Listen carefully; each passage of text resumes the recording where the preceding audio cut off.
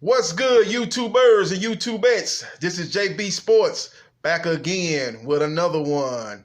Tyson Fury defeats Otto Wallin by unanimous decision by the scores of 118, 110, 117, 111, and 116, 112. As he won a surprisingly competitive fight against Otto Wallin. I scored the fight 117, 111 for Tyson Fury. Tyson Fury came out, doing what Tyson Fury does as far as jabbing and on his, doing a lot of moving around, a lot of head movement, a lot of feinting, and using that jab to snap Otto Wallin's head back. And he was looking good early on in the fight, but what's changed the whole tide of the fight. That's why you never can say never. You never can say anything's automatic. But what turned the tide of the fight was Otto Wallin caught Tyson Fury with a left hand, and he started bleeding real bad with that left hand. It was some confusion going on with Tyson Fury's corner, as they thought it was a headbutt, so they thought they were okay. But when they went back and looked at the replay, ESPN, it was determined that it was a left hand. They replayed the video, and it was a left hand that cut Tyson Fury. And it got real bad, man. He went and let the doctor look at it. The doctor asked him, can you see? And Tyson Fury did a good job. A veteran move. He's like, yeah, I can see. Yeah, I can see. Because if he would have said I couldn't see, they would have stopped that fight right then and there.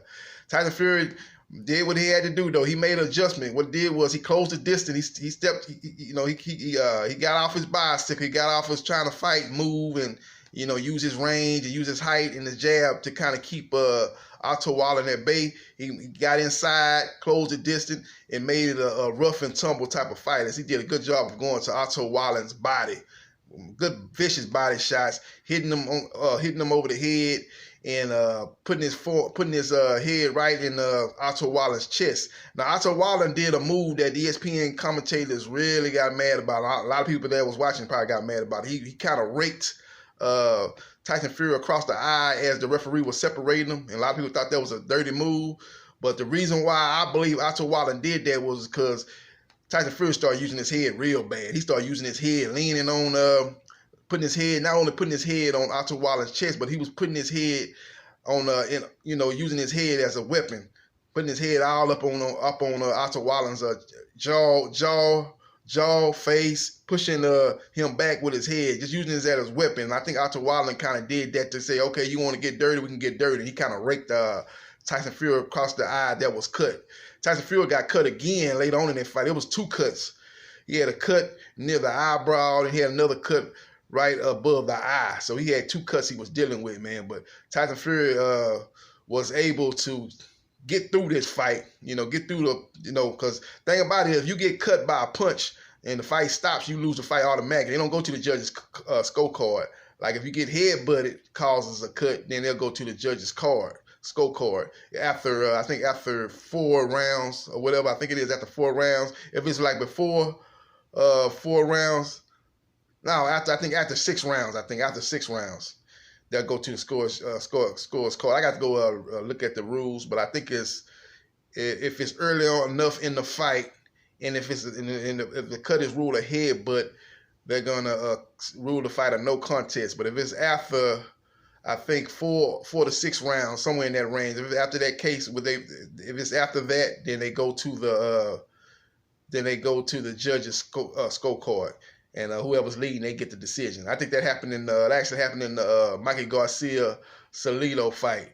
That fight got late enough toward the second half of the fight where Mikey got cut. They asked him if he wanted to continue. They knew the rules. Him and his team knew the rules. They were like, no, I don't want to continue. And they knew that the cuts were by the headbutts by Salido, and they went to the judges' scorecards, and Mikey Garcia was able to win a decision, due to the headbutts and due to him being ahead on the scorecard. So that would not been the case in this situation. So I was getting real nervous. I was like, man, I hope Tyson Fury don't lose this fight, mess up this mega fight between him and Deontay Wilder on February 22nd.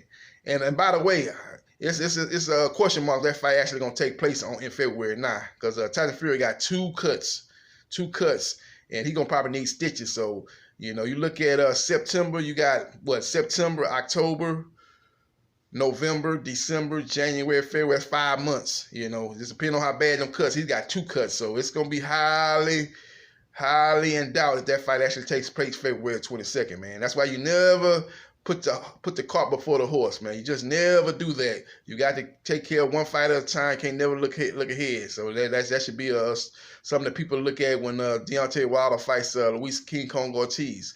You know, you can't assume Deontay Wilder's gonna win that fight. As you know, the first fight was a very tough fight for Wilder, as he was in trouble in that 7th round, and he was able to come back and stop Ortiz in a 10th.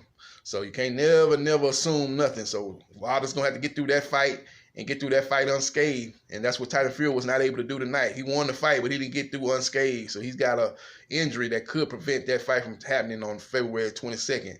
But as far as Otto Wallin goes, he put on a courageous performance. I would like to see him in another good fight against a top contender. I wouldn't mind seeing him against maybe Adam Kownacki, a guy that even Chris Arreola would be a good fight. Him against any one of those guys would be a real good fight.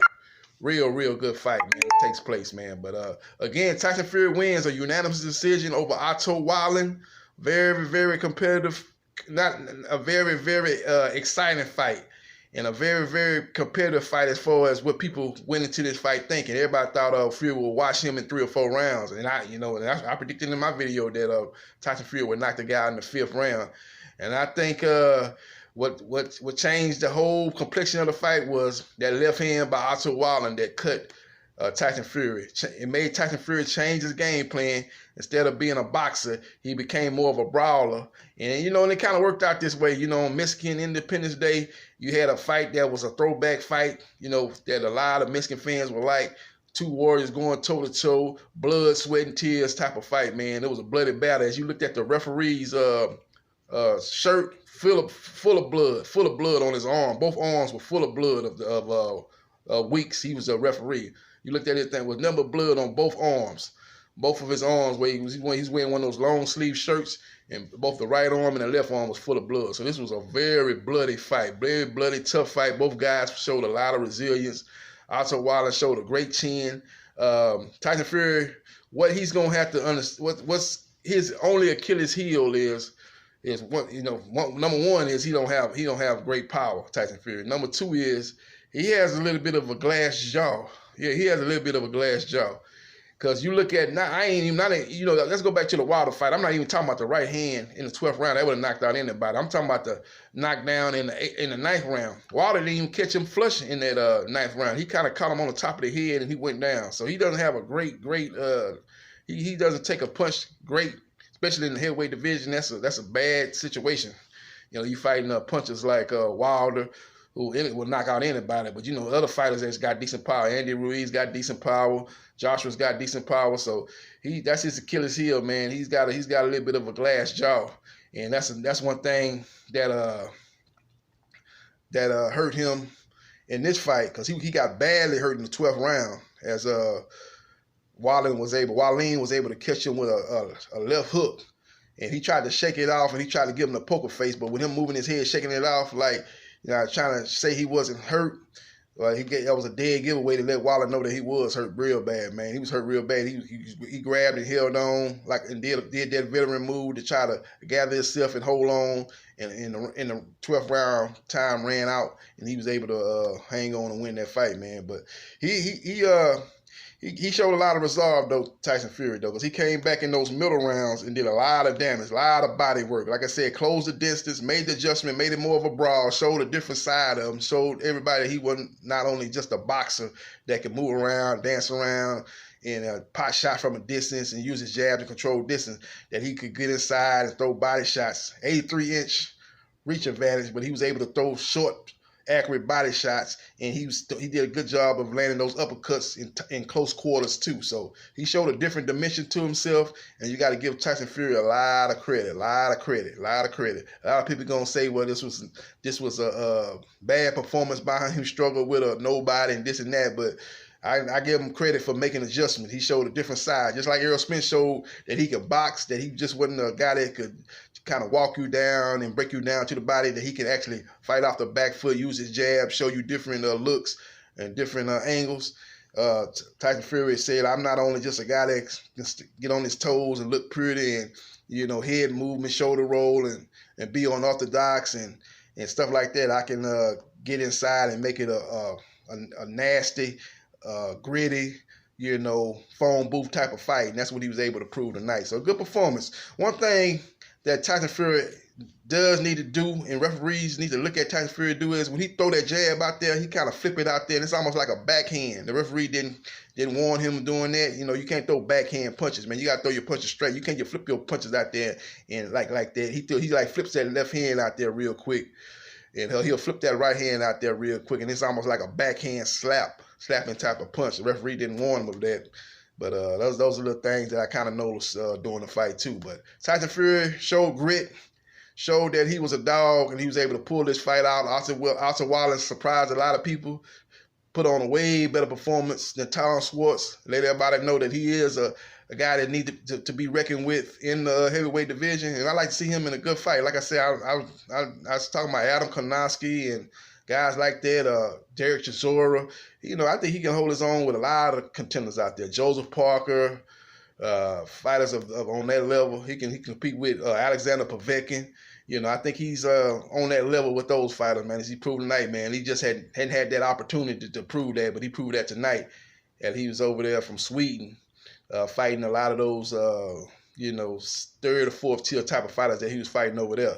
But he put on a good performance, man, and he came into the fight undefeated. And when you come in undefeated, sometimes you don't know how to lose, and you think you can beat everybody. And that's the mindset he came in with, man. He came in with a mindset that he wanted to win, and he wouldn't want to lay it down. And he fought a good value performance. Just came up short to the better, more skilled, more technical, more bigger, and more stronger fighter. Tyson Fury basically, before I get up out here, Tyson Fury basically won this fight on size and size. He basically won this fight on size. He did what he did. If you remember his fight when he fought USS Cunningham, the guy that was a cruiserweight and light heavyweight that moved up, and he dropped Tyson Fury. Tyson Fury got up and he started. And what Tyson Fury did was close the distance and put his weight on Cunningham. And threw his punches, threw a lot of punches, and lean, throw punches, lean his weight, throw punches, and lean his weight on Cunningham, and eventually was able to defeat Cunningham. And that's exactly what he did tonight with Wallin. Once he had that cut and he knew his vision was impaired, he closed the distance and used his weight to beat him. So beat up Wallin. Used his weight and his body work to break down Wallin and eventually take over the fight. And I think he kind of learned that from the Cunningham fight, that he did that in the Cunningham fight. He said, well, I guess I got to do what I did against Cunningham and just use my size advantage that I have on my opponent. And he's going to have a size advantage over pretty much everybody in the heavyweight division, and that's what he did tonight, man. He won this fight on size and body work. And that was the main ingredient for the Tyson Fury victory. I'm about to get up out of here. It's a late night, and just giving you my breakdown on the fight, and we'll see what happens with the cuts and see if he can be able to be ready for February 22nd against Deontay Wilder. This is JB Sports, the man, the myth, the legend. I holla.